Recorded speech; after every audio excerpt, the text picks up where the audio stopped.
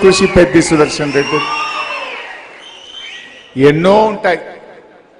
ఆయన ఎమ్మెల్యేగా గెలవకపోయినా ఈ ప్రజల కోసం తపన పడేవాడు. ఆనాడు మేం మా నియోజకవర్గాల్లో కూడా చేయలేకపోయినాం. అగ్రికల్చర్ ఇన్పుట్స్ ను ప్రత్యేకంగా వ్యవసాయ పనిముట్లను వేలాది పంప్ సెట్ మోటార్లను సబ్సిడీ మీద తెచ్చి నా రైతులకు అందిస్తానని తపన పడ్డాడు పెద్ది సుదర్శన్ రెడ్డి. ఎక్కడ కాలే ఈ రాష్ట్రంలో రెండే నియోజకవర్గాల్లో జరిగింది. వ్యవసాయ మంత్రి నిరంజన్ రెడ్డి గారి నియోజకవర్గం అయితే మరొక నియోజకవర్గం నర్సంపేట ప్రజలు, నర్సంపేట రైతులు. ఇట్లా అడుగడుగున తపన పడ్డాడు. ఎంతో తన్లాడిండు పాపం. పెద్దితో నా చివరి ప్రోగ్రాం ఆ శివాలయాన్ని రాత్రికి రాత్రి కూల్చివేస్తే అన్నా ప్రముఖ దేవాలయం కాకతీయ రెడ్డి రాజులు కట్టిన దేవాలయం కూల్చేసిండ్రు. ఇక్కడ ఇంటిగ్రేటెడ్ స్కూల్ పేరు మీద కుట్ర జరుగుతా ఉంది. నువ్వు రావాలి అంటే ఆ రోజు ఖమ్మం నుంచి పెద్దితో పాటు నేను పాల్గొన్న చివరి అంటే ఒక పోరాట కార్యక్రమంలో అదే చివరి కార్యక్రమం.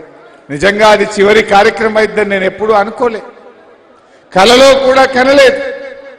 సుదర్శన్ రెడ్డి గారు ఈ ప్రభుత్వం మీద కూడా పోరాడింది. పోరాటంలో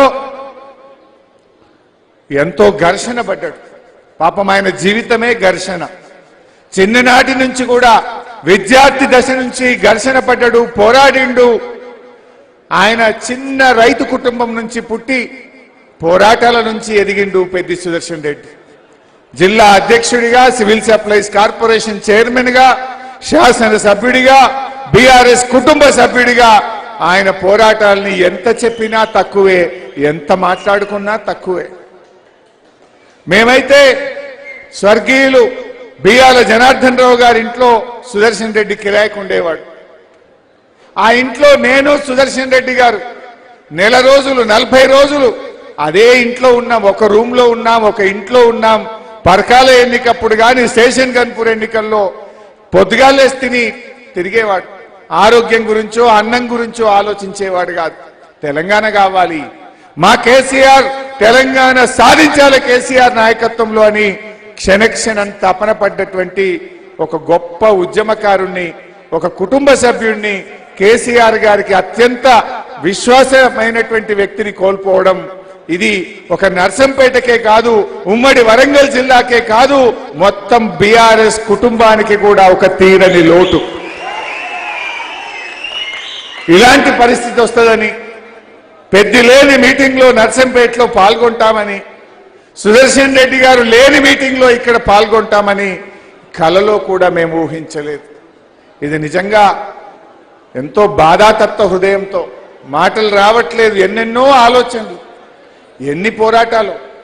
చివరిగా ఒక్క మాట చెప్పి ముగిస్తారు. మొన్న పెద్ది ఆసుపత్రిలో పడితే నేను కేటీఆర్ గారు ఆగమేఘాల మీద పరిగెత్తుకుంటూ వచ్చాం. వచ్చేసరికి హాస్పిటల్ చూస్తే నాకు ఒక పాత జ్ఞాపకం గుర్తొచ్చింది. ఒక ఉద్యమకారుడు తెలంగాణలో ఆత్మహత్య చేసుకుంటే ఆ రోజు డీసీఎం మీద ఎక్కించి ఆ అమరుడికి అంతిమ యాత్ర జరుగుతూ ఉంది. ఆ అంతిమ యాత్ర జరుగుతుంటే